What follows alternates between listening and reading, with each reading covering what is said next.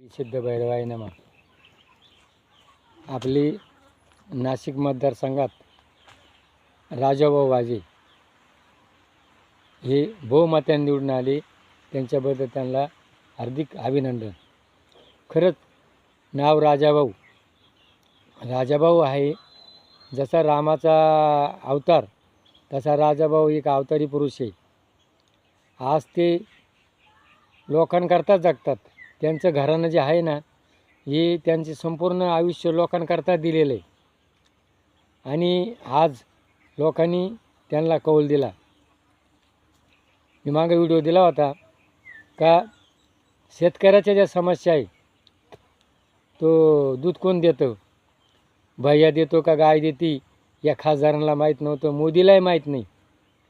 पण शेतकऱ्याचं खरं दुःख आहे आणि हे राजाभाऊला माहिती आहे. तो स्वतः आऊत दाबतो, गाई पाजतो, गायीला वैरण घालतो आणि शेतकऱ्यांचं दुःख आहे. आजपर्यंत या मोदींना शेतकऱ्यांकरता काहीच गेलं नाही. शेतकऱ्यांना 6,000 रुपये दिले, इकडे GST लावला, खताला GST, बियाण्याला GST आणि गाईचं दूध गाईला पाजलं. या मोदी काय म्हणतो, मी फकीर आहे. अरे नावाला फकीर म्हणतो.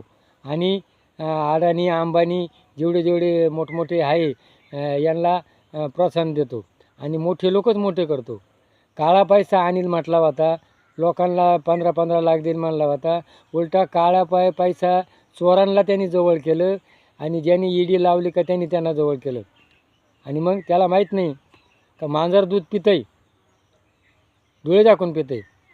अरे ते डोळे झाकीतं का मला कोणा पाहू नाही, पण लोक त्याला पाहतात, लोकांचे डोळे उघडे असतात. तसा आज मतदार जागा झालेला आहे. आणि मोठमोठ्या पुढाऱ्यांना आतापर्यंत वाटत होतं आम्ही पैसे देऊन आणि मतदार विकत घेऊ आणि निवडून आल्यानंतर ते पैसे डबल वसूल करू. आतापर्यंत तेच करत आले. निवडणुकीला पैसे वाटायचे आणि डबल पैसे वसूल करायचे. आणि गरीब तो गरीब राहिला, शेतकरी हायच झाला. कांदा प्रश्न, असे अनेक प्रश्न आहे. आणि हे जे मोठे पैशावाले एकदा निवडून आला का तो एकदम श्रीमंत होतो. त्याच्या नातू पण तुला खपणार नाही एवढा पैसा कमवून करतो. आणि मग तो पैसा लपवाकरता ED इकडं तिकडं पळतो. तर त्यांनी लक्षात ठेवा का राजाभाऊनी काहीच नाही, फक्त गोड बोलणं आणि समाजसेवक. राजाभाऊनी पैसा वाटला नाही. राजाभाऊला लोकांनी सहानुभूती दाखवली. ज्यांनी पैसे वाटले त्यांचे दात घशात पडले. आता इकडून पुढे त्यांनी लक्षात ठेवा, पैसे वाटल्यानंतर मतदार हा जागा झालेला आहे. मतदाराला शिकवायची गरज नाही. आतापर्यंत मतदार अडाणी होता, लोकांना त्यांनी मतदाराला झुकावलं. पण आता लोक झुकणार नाही. लोकांना काय आहे खरं हे लोकांना कळले. आणि आज ह्या निवडणुकीत लोकांनी या मोठमोठ्या बड्या नेत्यांना दाखवून दिले का मतदार कसा आहे. चाटाचुटा मारले. राम मंदिराची काम पूर्ण नसताना राम मंदिराची मूर्ती स्थापन होणारच होती. मग काय अडचण होती का? राम मंदिर तर चालू होतं ना. मग राम मंदिर चालू असताना अगोदर मंदिराचा कळस होतो, नंतर मूर्ती स्थापन होती.